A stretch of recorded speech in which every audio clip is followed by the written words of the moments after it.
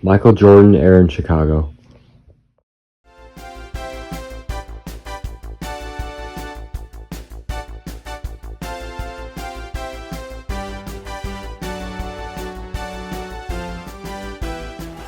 Rudd throws up the wild try. Rebound shot won't go. Young's going to try to defend and can't. He's backpedaling and limping. Matt Doherty just runs by him. Now the official can call the timeout. Here comes a steal. Toms goes by. There's Michael Jordan coming down from over the top. And here he goes all the way. Crosses over the left hand and a little scoop shot inside. Nice play by Sam Perkins. Michael Jordan wants two. Oh.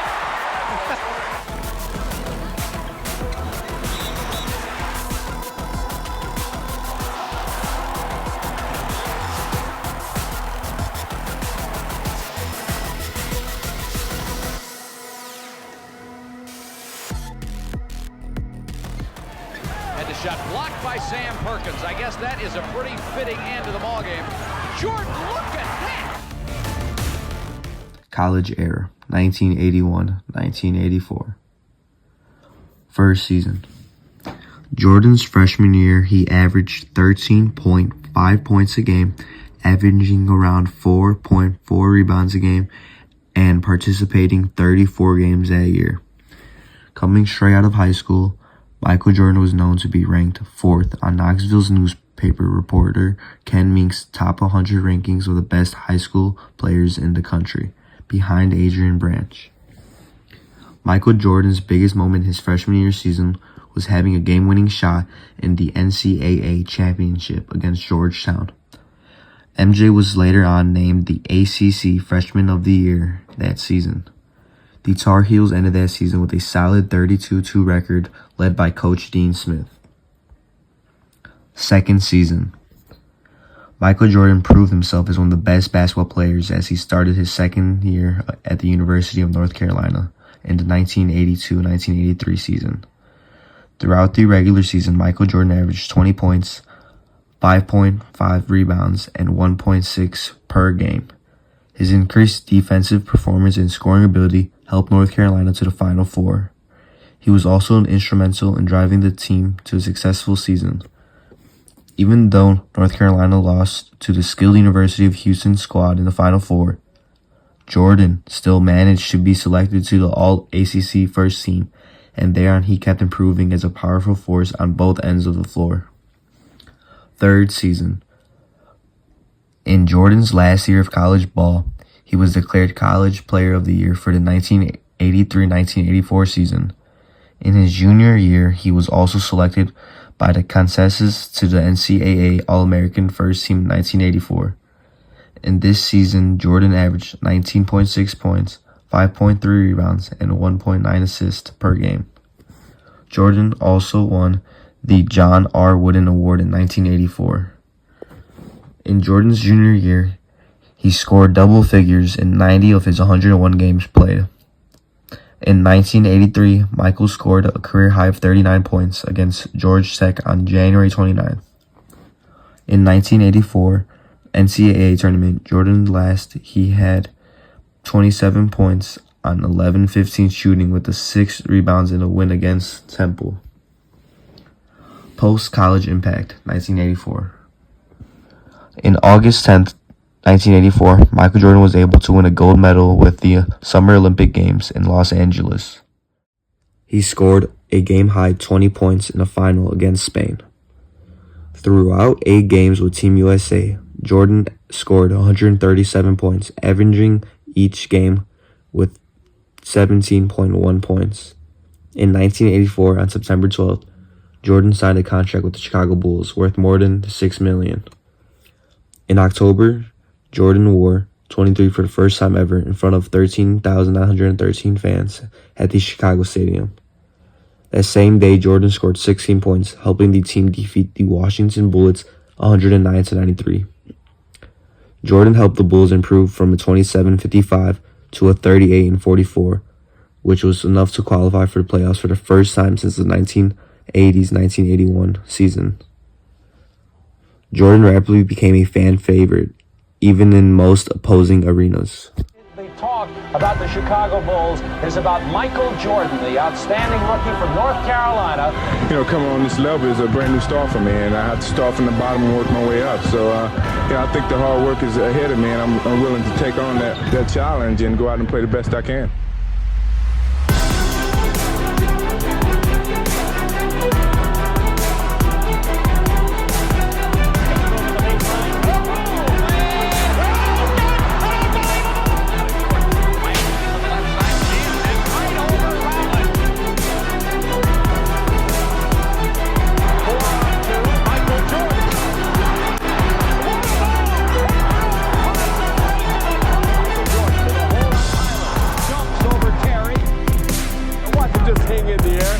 Everybody else is already down when he puts the shot up. So my section covers the years 1984 to 1990, which I labeled as the Air Jordan era. This is more like the rookie era and the beginning of his greatness. So his rookie year, from 1984 to 1985, he averaged 28.2 points per game, 6.5 rebounds per game, 5.9 assists per game, 2.4 steals per game, and 0.8 blocks per game. He was awarded the Rookie of the Year, he was an All-Star, and he made All-NBA second team. And this was a very significant year for him because he signed with Nike this year. And the first Air Jordan released April 1st, 1985, beginning his incredible brand. And he lost in the first round of the playoffs this year. Now his sophomore year was sadly cut short due to an injury. And this season, he averaged 22.7 points per game, 3.6 rebounds per game, 2.9 assists per game, 2.1 steals per game, and 1.2 blocks per game. And he was still rewarded as an All-Star, even though he only played in 18 games. And it just goes to show how great of a player he really was. And this year, the Air Jordan 2 was released, and his team again lost in the first round of the playoffs. Now his third year, we all consider as his breakout year in the 86-87 season, where he averaged 37.1 points per game, 5.2 rebounds per game, 4.6 assists per game, 2.9 steals per game, and 1.5 blocks per game. He was awarded as an All-Star, made it to the All-NBA first team, and he was the scoring champ, which means he led the league in scoring. Coming off of his foot injury, this was his highest career points per game averages for a season, and it was his first time making All-NBA first team. But again, his team lost again in the first round of the NBA playoffs. Now the 1987-88 season sparked almost a new era in this Air Jordan era, where he developed a rivalry with the Detroit Pistons.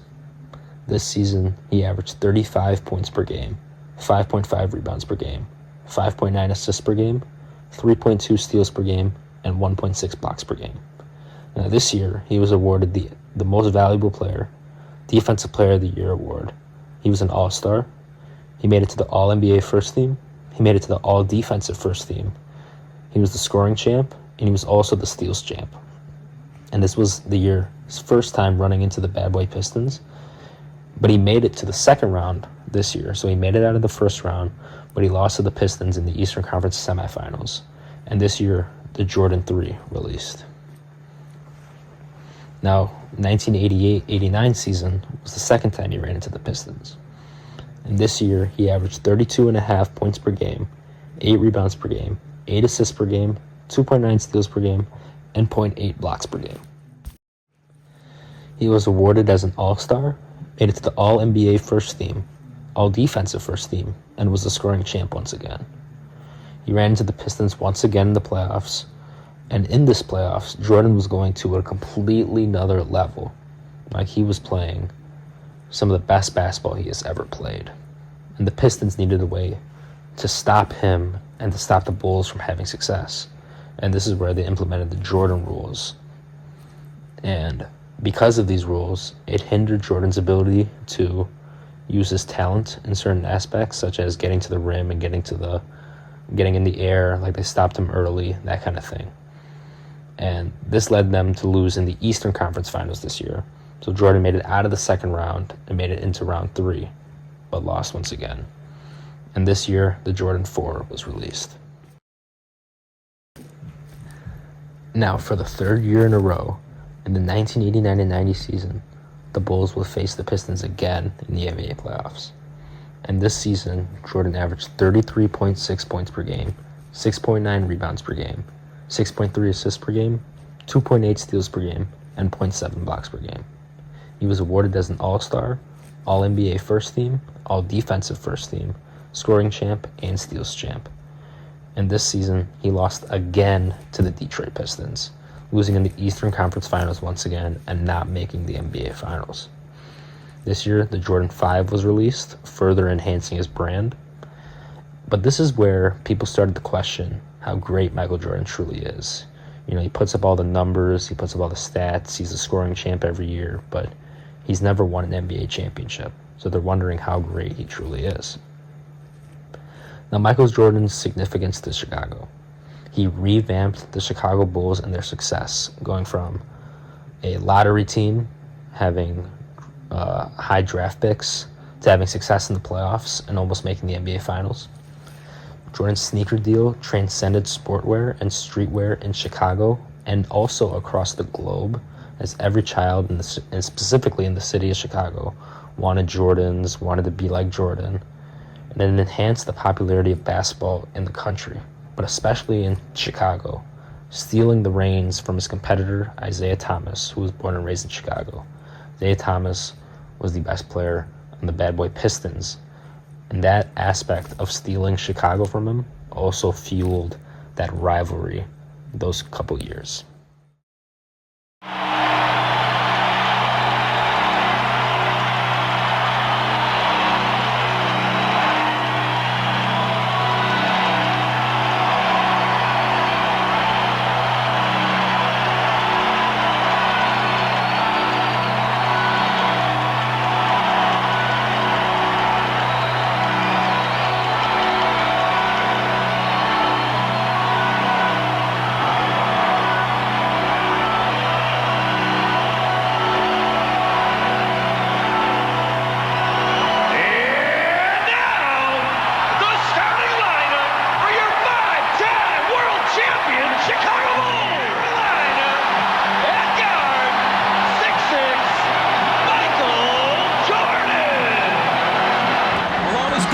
They swat at it and steal it.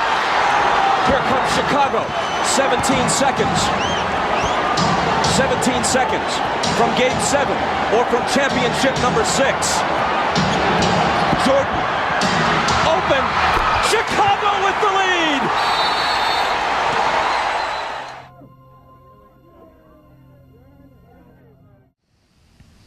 From 1990 to 1998 was the championship era in which Michael Jordan and the Chicago Bulls were able to put themselves on the world map as the most popular and best sports franchise in the 90s. This era included 2 three-peats from 91 to 93 and 96 to 98. Also, as a result of Jordan and the Bulls' popularity in the 90s, the NBA was able to advance and rise in viewership to reach from 80 countries to over 200 countries. The first championship was in the 90-91 season, where Jordan averaged 31.5 points per game, 5.5 assists per game, 2.7 steals per game, and 1 block per game. He was the MVP of the league, Finals MVP, All-Star, First Team All-NBA, First Team All-Defensive, and Scoring Champ. And this season, Jordan alleviated himself from the criticism of the basketball world on if he'd ever win a championship and finally entered the Magic Johnson and Larry Bird conversation. This came after finally beating the Pistons after 3 years in the Eastern Conference Finals and beating Magic Johnson and the Lakers in the finals. In the 91-92 season was the first back-to-back of the 90s, where Jordan averaged 30.1 points per game, 6.1 assists per game, 2.3 steals per game, and 0.9 blocks per game. He was the MVP of the league, Finals MVP, All-Star, First Team All-NBA, First Team All-Defensive, and Scoring Champ. He beating Clyde Drexler and the Blazers in the finals, and this was also the year of the 92 Summer Olympics, where Jordan shined as the best player on the infamous Dream Team and established himself as not only a sports icon, but as a celebrity from the city of Chicago. The 92-93 season was the first three-peat, only ever done by 2 other franchises. Jordan averaged 32.6 points per game, 5.5 assists per game, 2.8 steals per game, and 0.8 blocks per game. He was the Finals MVP, an All-Star, first-team All-NBA, first-team All-Defensive, and the scoring champ. He beat the Phoenix Suns and Charles Barkley and achieved a level of greatness that neither Magic Johnson or Larry Bird ever did. In the 94-95 years, Jordan decided to retire from the game of basketball following the death of his father and opt to play Double-A baseball for the Birmingham Barons, the minor league team for the Chicago White Sox, and furthering his impact in the sports world. Following the events of the baseball strike in the 94-95 years, Jordan decided to unretire and come back to basketball, a year in which Jordan played half a season but lost to the Orlando Magic in the semifinals. This was also the year in which Space Jam was filmed, displaying his talents as not only an elite athlete but as an actor. The 95-96 Chicago Bulls is arguably the best basketball team in NBA history, with a record of 72-10, which wouldn't be broken until the 2015-2016 Golden State Warriors with a record of 73-9, but they didn't win a championship. Jordan averaged 30.4 points per game, 4.3 assists per game, 2.2 steals per game, and 0.5 blocks per game. He was the MVP of the league, Finals MVP, All-Star, All-Star Game MVP, First-Team All-NBA, First-Team All-Defensive, and scoring champ. He beat the Supersonics and Gary Payton in the Finals 4-2 and established himself as the best player on the best team ever.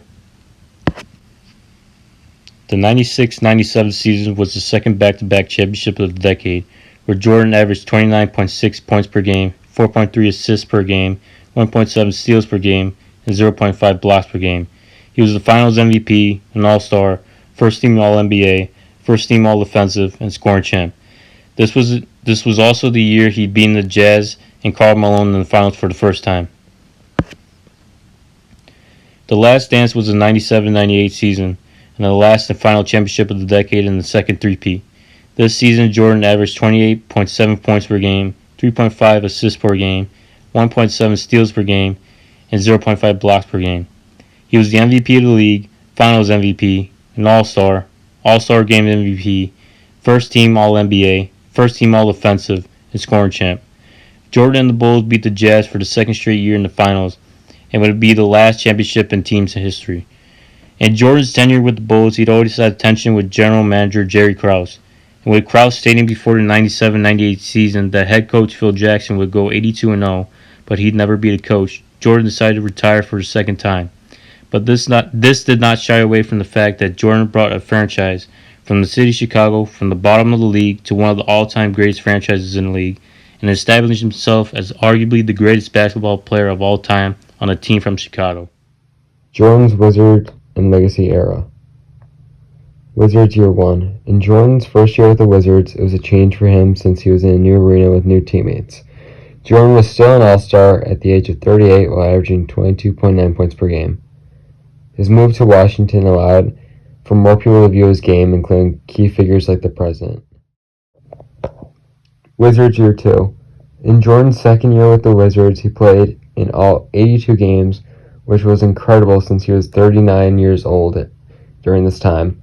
He also averaged 20 points per game. During this time, the Wizards rebranded, which caused Michael Jordan to be top 5 in jersey sales during his tenure at Washington. Everyone wanted the new Michael Jordan jersey, and it was a change of pace from the red Chicago Bulls jerseys. Hall of Fame induction. Jordan's Hall of Fame induction solidified him as becoming one of the best basketball players of all time. Being inducted in the Naismith Hall of Fame showed that he wasn't just the best NBA player to ever live, but the best basketball player of all time. In total, Jordan averaged 30.1 points per game, 5.3 assists, 6.2 rebounds, 2.3 steals, and played over 1,000 NBA games in his tenures with Chicago and Washington. He was and still is recognized as the GOAT.